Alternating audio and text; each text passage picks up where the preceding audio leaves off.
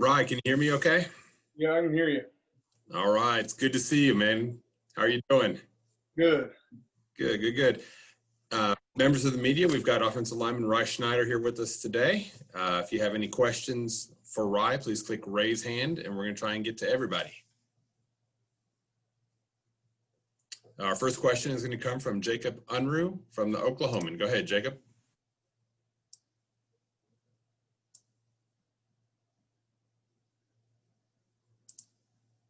Jacob, up now. Sorry. Hey, Rye, how's it going? Good. How are you? Good. Hey, OU's defensive line is presented a pretty tough challenge. What have you kind of seen from them, and what do you think of that challenge?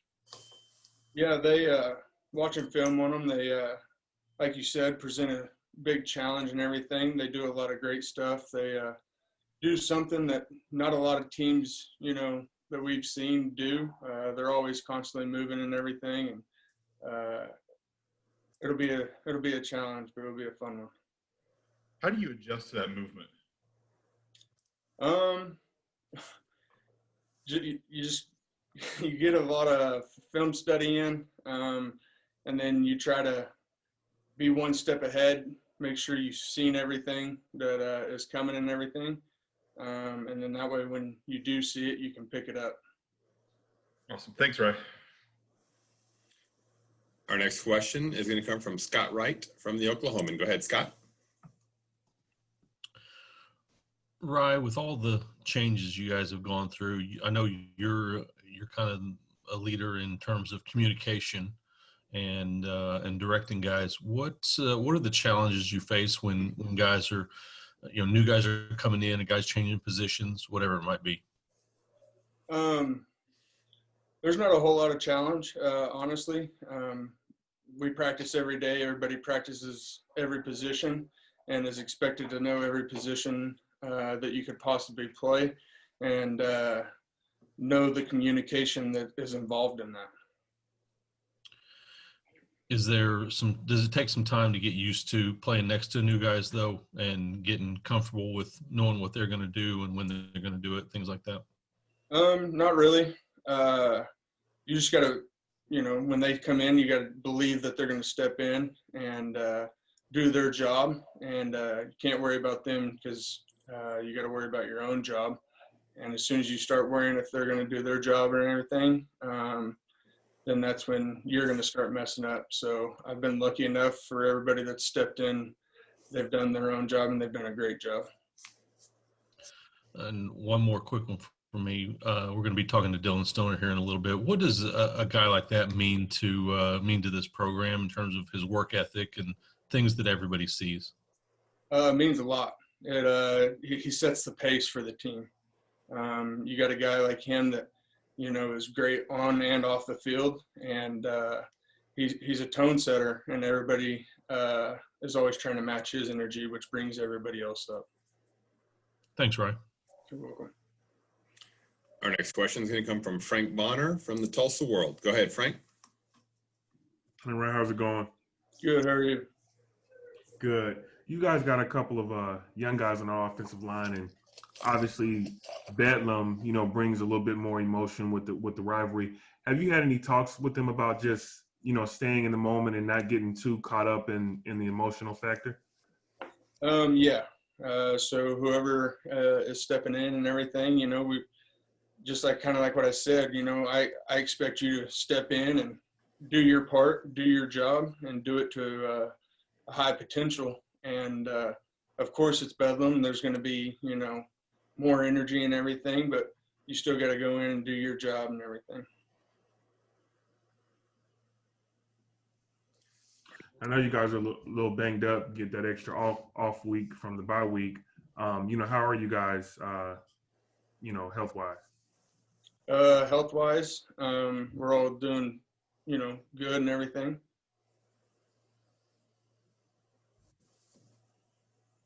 Our next question is going to come from Ryan Breeden from the Ocali. Go ahead, Ryan. Appreciate you. Hey, Rye. So for Bedlam last couple of years, the narrative has kind of flipped a little bit for this year in the sense of you guys have the better record. you guys are ranked higher and you guys are higher up in the conference standings. Is that something that makes it feel, does it make things feel a little bit different this time around?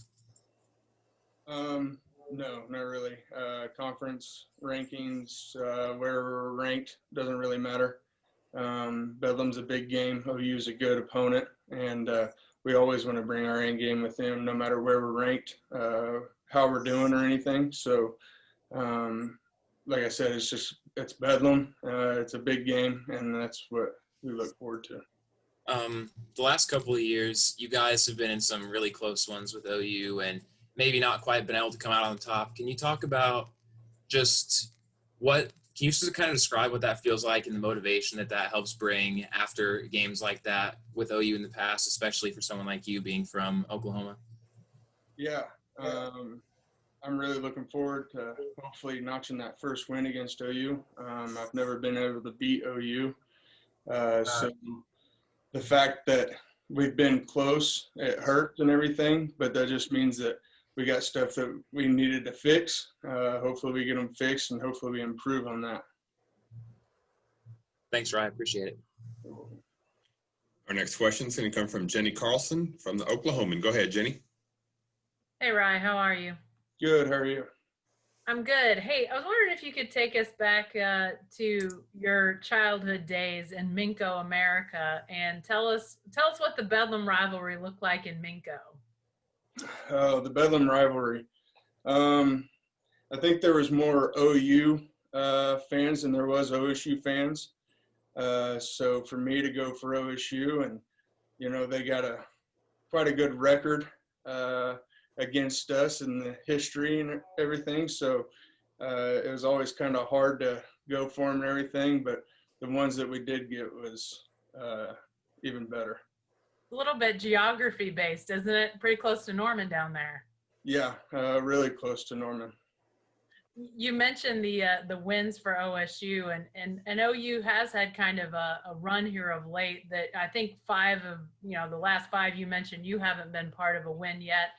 How do you break through psychologically with that? Is that something you have to think about, or is every year its own animal and you don't really even focus on how many years it's been, that sort of thing? Yeah, personally, I think if you get all caught up in that and everything, then you don't really, perform to your best. So you got to kind of attack it like it's a normal game against a great opponent, and try to bring your best game to it. Thanks, Ryan. Our next question is going to come from Barry Trammell from the Oklahoman. Go ahead, Barry. Yeah, right. Being a guy who grew up in Oklahoma and you're aware of the series, do you have a good sense of how important Bedlam has become, not just to the fans or the teams in terms of the rivalry, but it's become maybe the most important game in the Big 12 a good number of years, and become sort of a national brand? The game day is going to be down in Norman. They've been up in Stillwater for some game days. Do you have a good sense of how much the rivalry has just become more important all over the place? Yeah. I mean, like I've said, it's a big game. It's Bedlam. We all want to win, and it's been 2 great teams multiple years go head to head at each other, and you just got to prepare like it's another game.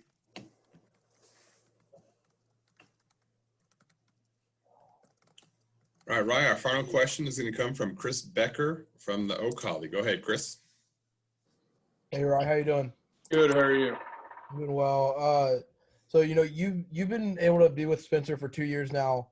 What have you seen him grow from the short time that he's been able to play, and what are some areas that that you've seen him grow in? Decision making with the ball. I think he's gotten, obviously with experience and reps, you get smarter with the ball, you get better with the ball. Some of his reads have gotten better, and overall he's grown as a leader. Right. How does it help an offensive line having a quarterback who can scramble out of the pocket and make plays on his own? It helps you a lot when you mess up your job and someone's running after you. Awesome. Thank you, Ryan. you. Okay, Rye, I lied. I'm sorry. We got one more question. It's going to come from Barry Trammell from the Oklahoman. Go ahead, Barry. Yeah, hey, I just always wondered, since I saw you on the team and from Minco, did you ever get a chance to know Calvin Woodworth? Yes, I got to meet him a couple times. I didn't get to, talk to him a whole lot, but yeah, I looked up to him and everything. I got to know Calvin late in life. Yeah. He loved Minco. Yep, he was a great guy. Thanks. No problem. Ron, thanks so much for taking the time to hang out with us here for a little bit. We really do appreciate you. No problem. All right, have a great night. You too.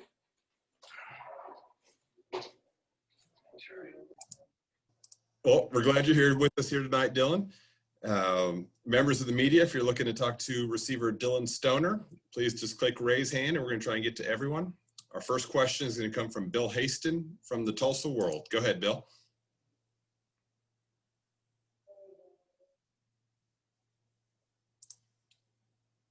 Bill, go ahead and hit unmute and then go ahead and get the question in.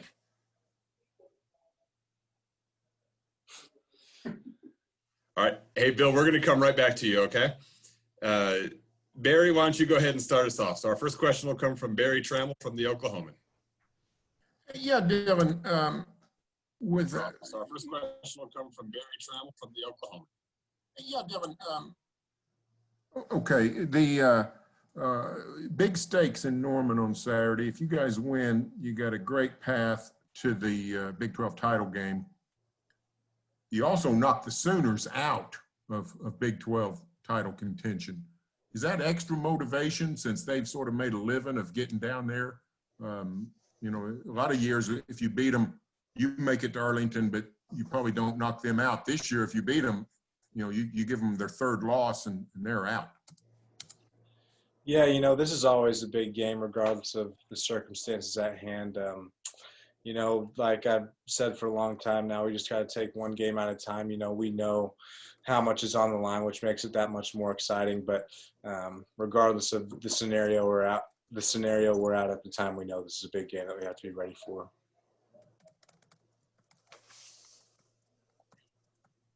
All right, our next question is going to come from Bill Haston from the Tulsa World. Go ahead, Bill.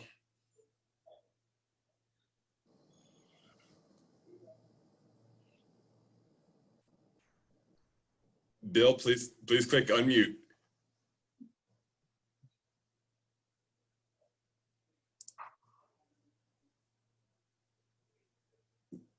Bill, I think we're ready for you if you're ready to ask. I'm ready if you can hear me. Yes, we can hear you. Go for it. Hallelujah. All right. I wanted to ask Dylan about, a lot of guys have a lifetime of football and they don't get to experience the kind of rivalry you've had for 8 years now, or 7 years now, with what you had at Jinx with Union and now what you've had at Bedlam. Are there similarities with regard to the week of preparation, to the dynamics of the two rivalries, and just your personal anticipation of these kinds of games? Yeah, both are special. There's just something different about this week, regardless of, like I said, just one game at a time. But this is special. This means a lot to me. Being born and raised in Oklahoma, there's a lot to be said, but nothing really needs to be said. So, I'm excited. Like I said, there are a lot of similarities, and just more than anything, I'm excited to play on Saturday. Dylan, what would have been the first Bedlam game you attended as a spectator? Do you remember it? Oh man,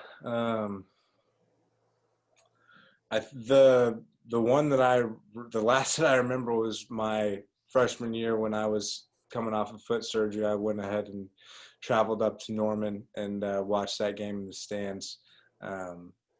That was the last one that I remember. I think there was one way back in the day, but that was the last one that I remember attending and being in the stands in. All right, thank you. Our next question is going to come from Chris Becker from the O'Colly. Go ahead, Chris. Hey, Dylan. How you doing? Good. How are you? I'm good.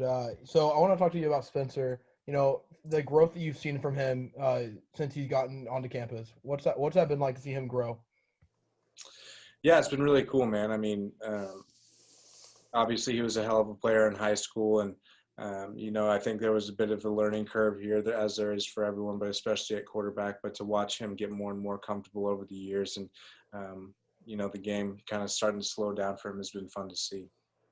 Right. What have you seen from him in practice in terms of trying to fix the turnovers that he had earlier in the season? Yeah, we've all been harping on ball security. It's not just him; it's all of us that can be better at it. And so, it's the little things that we've really been focusing on, and we hold each other accountable on it. So it's not just him; it's all of us that are fortunate enough to carry the ball on Saturdays. Thank you, Dylan. Thanks. Our next question is going to come from Frank Bonner from the Tulsa World. Go ahead, Frank. Hey, Dylan, you guys got a number of different players on this team that this is their first Bedlam, including Sanders, him being out last year. Have you guys had conversations of, staying in the moment and not getting too caught up in the emotional factor of this being such a big rivalry?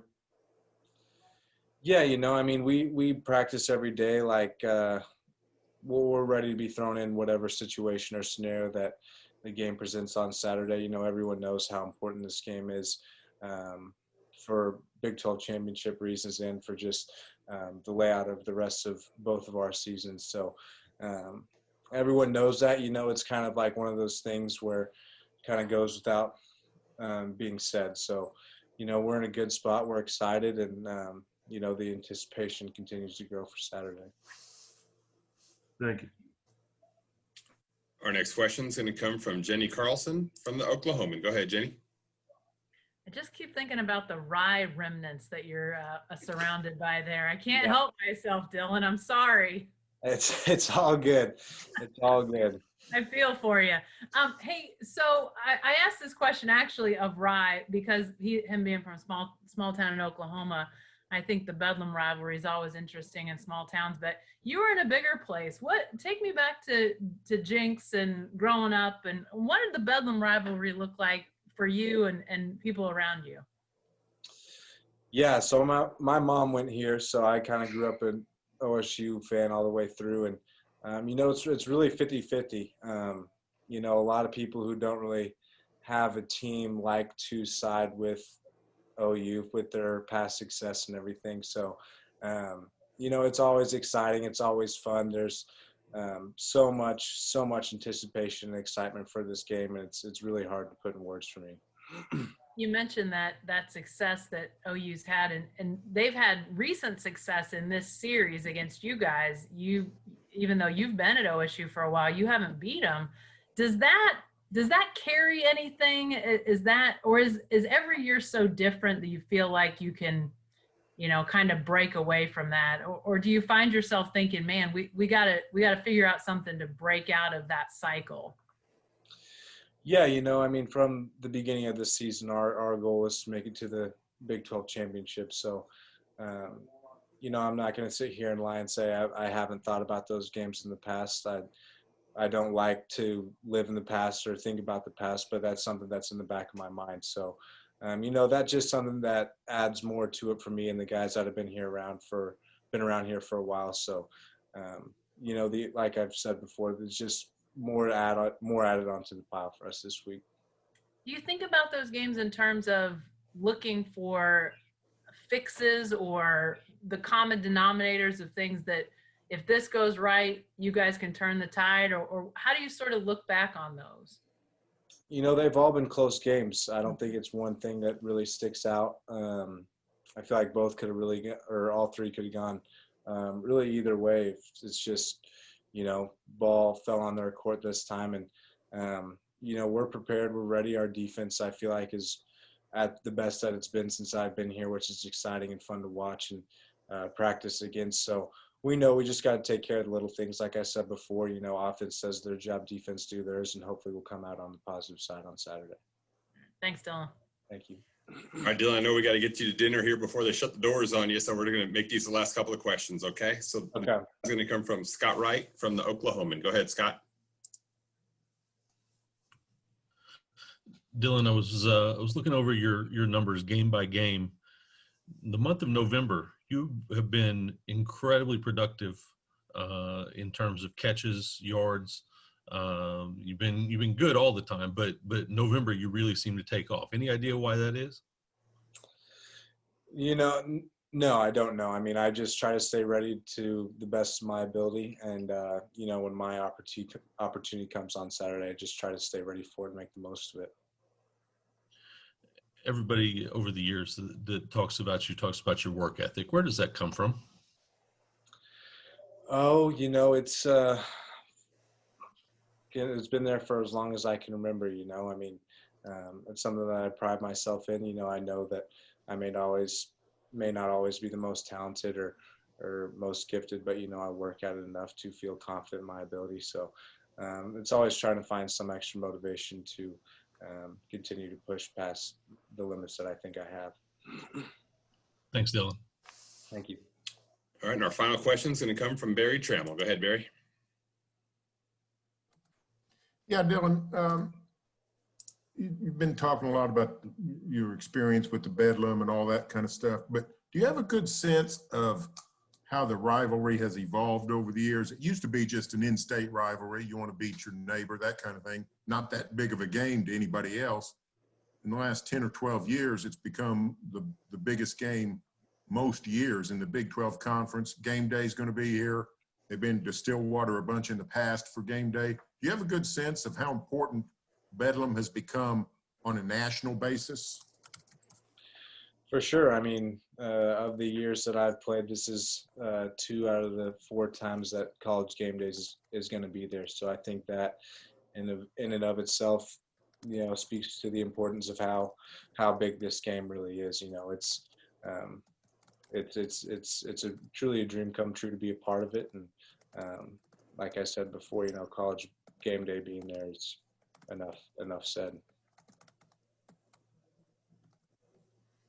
All right, well, that'll do it for the questions. Got any final thoughts, anything that you want to say to take us home? No, thank you guys. You guys be careful, and God bless. Appreciate you as always. Thanks, Dylan. Have a great night. You too. Members of the media, thank you as well. If we didn't get to you, we're so sorry. Take no joy in it. Hopefully next time. But thanks again. We appreciate you joining us.